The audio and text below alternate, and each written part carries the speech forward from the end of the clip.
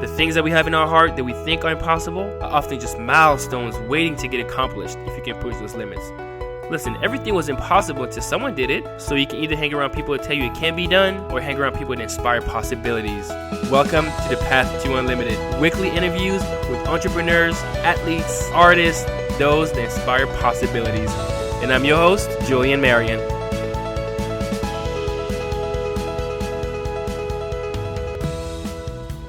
All right, and welcome to the Path to Unlimited.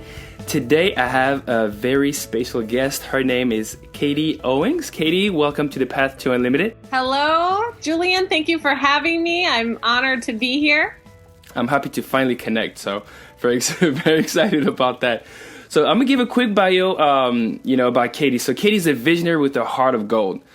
She's dedicated founder of Impact, the 501c3, and also the owner of Inspiration Performing Arts Center and the fuel behind the mission to inspire you. She's been featured in Dance Informa, Fox 9 News, TED Talk, Star Tribune, Century College, just to name a few, and also Grace Church in Haiti, where with her 501c3, she goes in and really inspires people and changes lives through dancing. And by the way, she was just accepted in the Stanford University Social Entrepreneurship Executive Program, where she will be studying alongside 50 of the world's top nonprofit leaders in the next month. Katie, congratulations on that. Thank you. Thank you so much. Awesome. Well, Katie, is there anything else that, do you like to touch upon? I know you have amazing stories for us, but is there anything else that you would like to share with our audience about you and your business? No, I think you covered all the bases. I'm a lover of coffee and yoga, and so those are the other two things that keep me going. Awesome. So I know you have a lot going on, right? With the nonprofit, with the business, and it does require a lot of energy, a lot of focus. So what do you have, like a mantra or a quote or something like that it kind of just refocuses you whenever, times get tough? I read my Bible daily. I open up my Bible every morning, and it kind of just gears me for the day. It brings me back. It centers me. And like I said, time on my yoga mat as well. I think just really leaning into taking time and carving out time for myself is really important so that I'm able to give in all the different things that I need to give to and really pay attention to. And I think that's such an important thing to remember is like what brings us back to ourselves, our soul, finding peace, and whatever that is. I think that's just most important so that we're able to do the work that we're called to do. All right, so that's a good segue. So what is your why? What is the reason you wake up every morning? Like, what drives you? Other people, really, and just looking outwardly at the world and consistently asking the question, why? Why was I born? Why was I created? What is the work that's still left unfinished? What ways can I inspire others? And so I guess other people really are my why, and finding out how I can help, how my life can be an instrument of help for others. All right, so I know you have a lot of energy, right? So I'm curious, are you early bird, night owl, or an early owl? Which I guess is like a combination of the two. I like that. I've never heard that before, Julian, but I like that. I'm totally going to use that from now on. I would have to say early owl.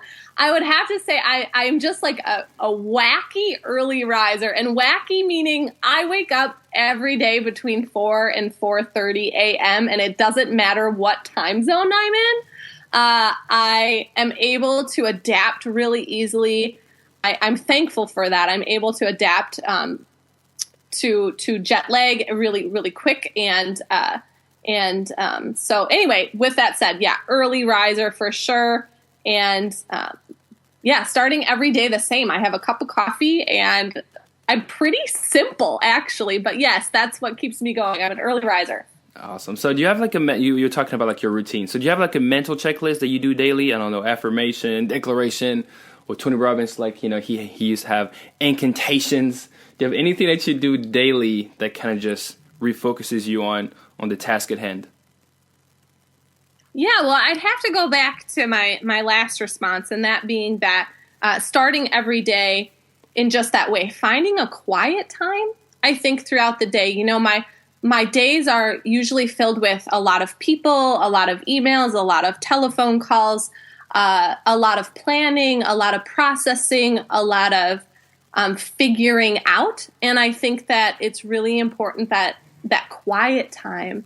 It's just something I've recently been leaning into, and that's that, a lot of people peg me as an extrovert, but I find I'm most refueled or renewed when I have space to be just with myself, with my thoughts, whether I'm praying or and I think that's so important. And I'm really working to protect that time more recently. I'd say like the last 6 months, I find myself wanting to create a little bit more white space on my calendar, if that makes sense, or just like, what is it that's going to refuel? And that's that quiet time, whether it's 30 minutes or an hour each morning. So, yeah, I think, especially with, people with kids in our audience, do have kids.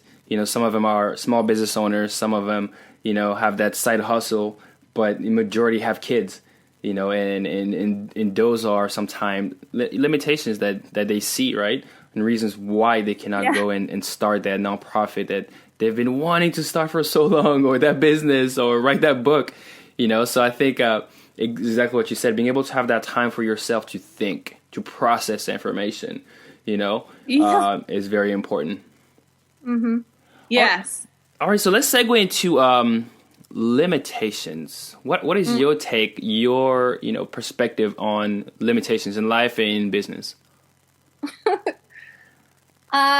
There are limitations, and I think it's important, and I think there is, as I'm on the path to unlimited right now, right? But I think that there are limitations. I think that we have to, you said the word hustle.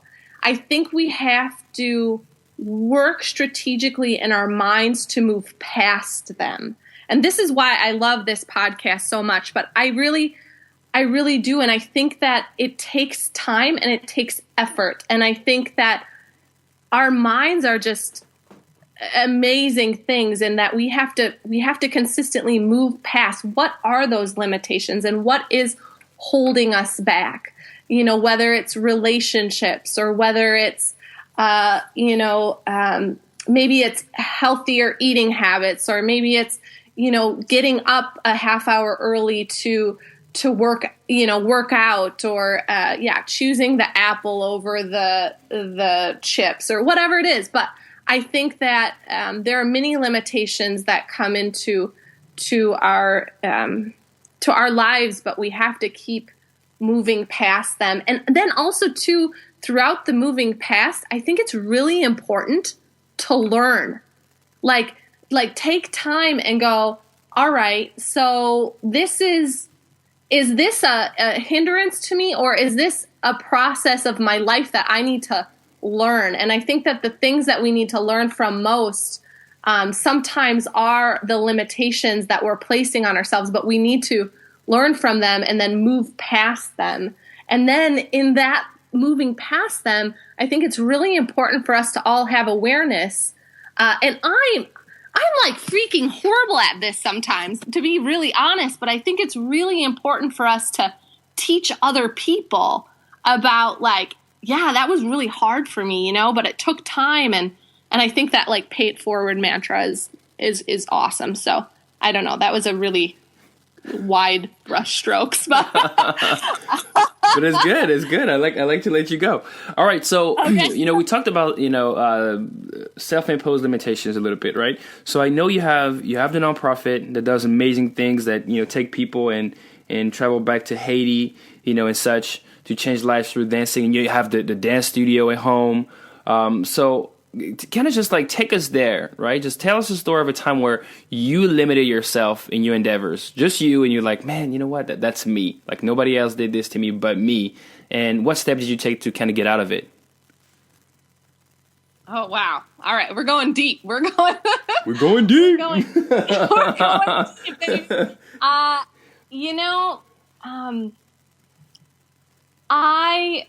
Through my journey in my life and like having, I grew up in a single parent household, below the income, the poverty level.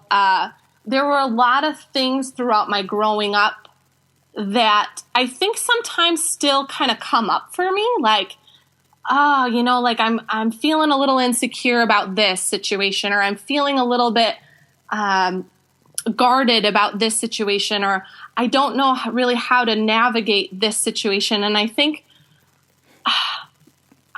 the big thing for me has been just finding a sense of, you know what, this is really good work and it's really rewarding work, and moving past, I know we just talked on limitations, but moving past the idea of what was and what can be has been like this big learning curve for me more recently of, I got married once and then that didn't work out, but that doesn't have to be my identity. Like I'm moving forward in different directions. So I'd say, but there is a trip up in those thoughts, like, oh, this could come back, or this fear of it happening again, right? Like we all have that. But I think for me, it's really been leaning into, there's this fear, this cap on my life, but you know what? I'm not there anymore,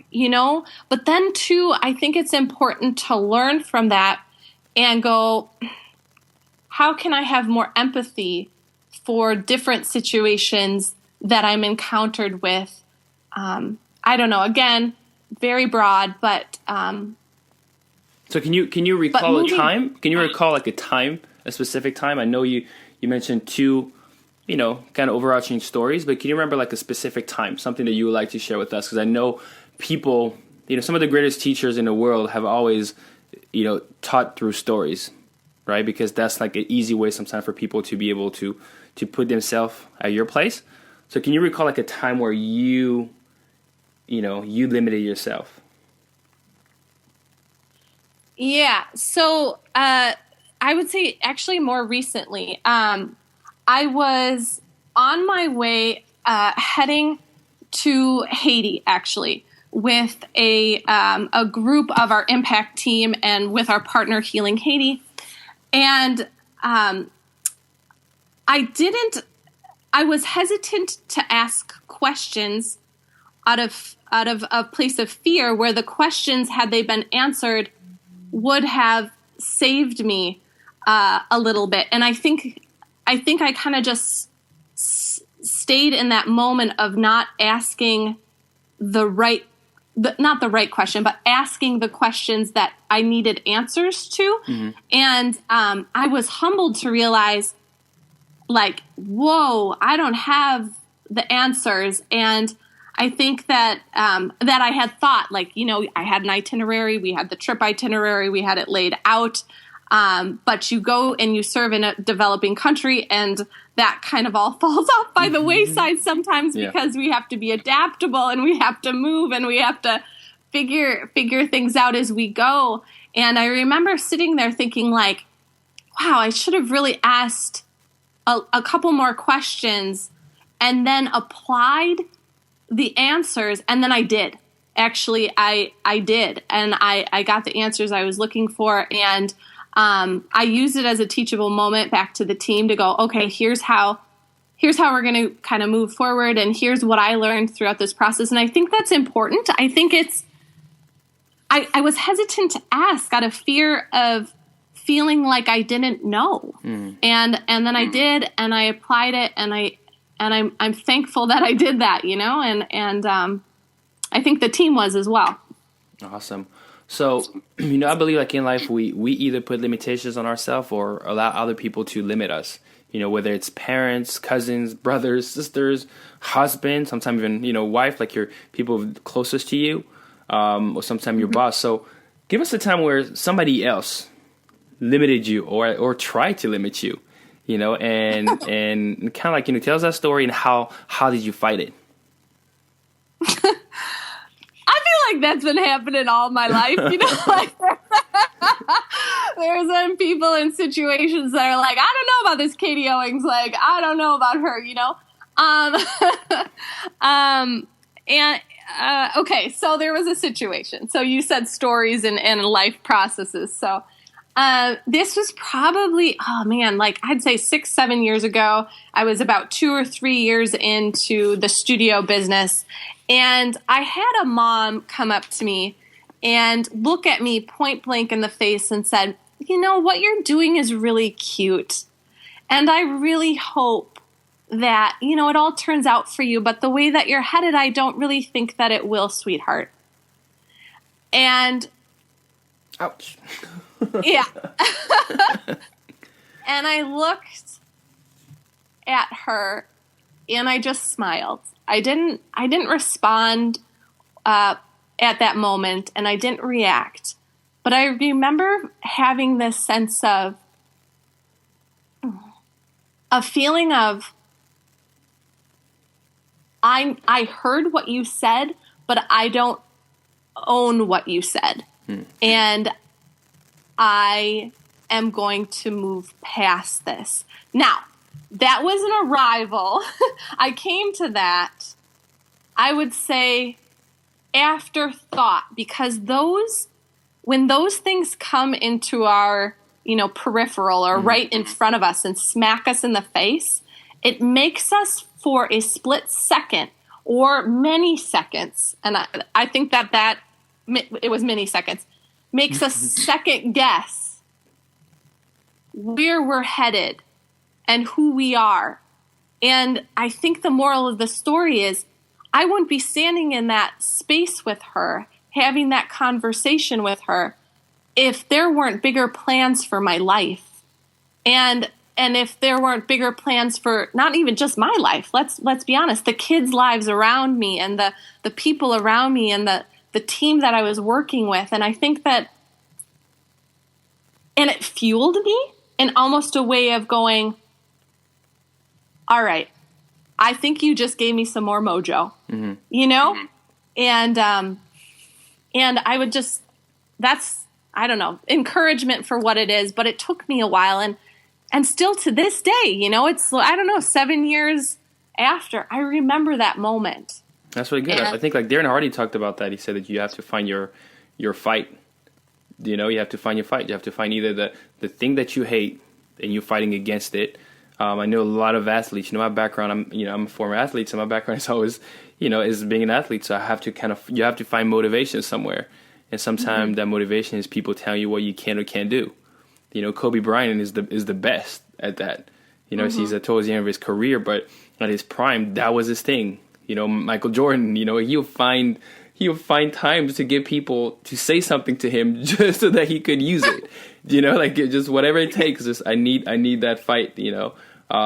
So I definitely relate to it. So let's switch gears. So fear, right? We know this is a big one, the one that freezes a lot of people, the one that paralyzes a lot of people. I know, especially with you most likely had multiple times, going overseas, to try to to change lives, starting a business. So pick one, the one where you can say like, I was probably most fearful at that time. Kind of share that story with us, and how did you fight it? Okay, so I'm going to be really candid here. Fear sucks, period. So that's the moral of the story there. But I have found fearfulness not in flying overseas and packing up my bags and working in, developing countries, or having to deal with embassies, or, what are the foodborne illnesses that we could get. I'm not afraid of those things. One of the fears that I have is actually entrusting my heart with, again, and that's more relational and not as much a business side. But I would say having to overcome a really, really hard and difficult divorce, that has been a fear of mine, and I'm leaning into it, and I'm moving past it, and I'm working through it, and finding out what that all is. But I think that was a journey of mine, and I think that all of our fears are different, right? But no, I mean, business wise, I'm right on board. But I think the other side is leaning more into moving past the fears relationally with who, I don't know, who God has planned to be the one, I guess, if you will. So sounds good. So action plan. All right. Yeah. So let's think of someone, right, that let's say you have this conversation with, right, and this person is stuck there. You can see, right, because you've seen a lot of people, with traveling, you can start to see the different patterns and behaviors of people. So let's say you see this person, and this person is limiting themselves or allowing somebody else to limit them, right, in achieving all that God wants them to be. So what would you tell this person? Like, what action plan would you give them so that they can feel unstuck? Because we know that when we're stuck and we don't make progress, we feel depressed, right? We feel like, it doesn't matter how much money you have. If you don't progress, then you feel like you're stuck, you get depressed, and that's why there's so many people, although they have money, they live well, better than most people, they feel depressed, right? So what would you give them in terms of the action plan to move beyond that stage? Okay, so action plan, doing the missions work that we're doing, I would say the first thing would be go to God. And that's applicable to some and not the whole world, right? So it has to be your thing. Like go to something a little outside of yourself and what that is. That would be my first. So that's my first would be like go to God, or but the second would be go to your heart and get to the guts. Go to your heart and get to the guts. And I think somewhere in us we have this internal compass of direction. And we know that the fears are what they are. And we know what the limitations are. But we know that there's something in us that is capable of moving past it. And we know that because when we do, we feel, good. We feel like, all right, yeah, this is a good thing. I think, my mom says this, and I love this, and she said this to me my whole life. And she said, Katie, whether we were at the kitchen table or driving in the car or trying to move out of a place that was, maybe we were getting evicted or we had to move somewhere, she would say, honey, just keep doing the next right thing in your life. Keep one step in front of the other, in front of the other, in front of the other, and try as your hardest, your damnedest to keep doing the next right thing. And that has been a guide. That has been kind of my internal compass, if you will. And that's the message I guess I would send to those who are feeling stuck is, go to your heart, get to the guts. If go to the God is for you, do that. But I think step after step after step and try to keep doing the next right thing and love people as you're doing it and forgive people as you're doing it and accept people as you're doing it. Because this world is hard. It's tough. But I think that's the big thing I would say if somebody was feeling stuck. Awesome. So let's go into some rapid fires. Okay? Rapid fire questions. All right. So what do you think is the one habit or quality that is responsible for your breakthroughs? Being honest with myself. All right. What is an online resource that you use that you believe is responsible for you being unlimited, being able to do what you want to do without feeling stuck? I would say the mentorship and enterprise within More Than Just Great Dancing. That's number one. I would say number two is Tim Ferriss, who I have a shameless crush on. He's the author of 4-Hour Workweek. And I just love him. I love how he experimentally life designs his life, and I dig him, and he's so cute, and I'm so single, and he's so hot. So I do, those are the two. All right, so Tim Ferriss, if you listen to this this interview, her email will be in the show notes. All right. All right, what about a book? What book would you recommend people, to break through, self-imposed limitations or limitations imposed by others? Oh, gosh. I mean, it's such a good go-to, but The Alchemist, I know that's kind of a little cliche, and we hear it all the time. It's a book I dig. I think StrengthsFinder is good. I think The Prayer of Jabez is good. Yeah. The Alchemist, love it. Love that book. It's, it's not so much of a business book, but there's so much behind it in terms of teaching. All right. So, Katie, if you were unlimited, without limits could not fail, what would you do in the next 7 days? Oh, wow. I would give like crazy. I would go to the depths of hell on earth, and I would just give. I would just continue to give. I would try to help as many as I could. I would hope that nearby there would be an ocean with sun and sand, very selfishly so. I would just give. Bam. That's what I thought you would say. All right, so as we're winding down, can you give us one parting piece of advice, the best way that people can reach out to you and how we can support you as well? Oh, yeah. I mean, I think our biggest need right now is just getting more people to want to make an impact with us. And so the best way to do that would be to go to toimpacttheworld.org, which is our nonprofit organization, which is now globally reaching hundreds and hope to be thousands of children and in Haiti and Uganda, and coming soon in Southeast Asia as well. So that would be the biggest one. I also do business coaching on the side as well with To Inspire You, and that is toinspireyou2.com. And then if you need dance lessons ever in Minnesota, right outside the Twin Cities, Inspiration Performing Arts Center is where it's at. We are a More Than Just Great Dancing studio, just like you have, Julian, and we're rocking and rolling there as well. Awesome. Well, Katie, thank you so much for being our guide on this path to unlimited, and we'll talk to you soon. Thank you, Julian. Thanks.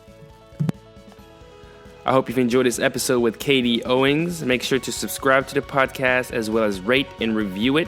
It helps being seen and have this message being shared. Message that in life you either put limitations on yourself or allow others to limit you. And also go to tptunlimited.com.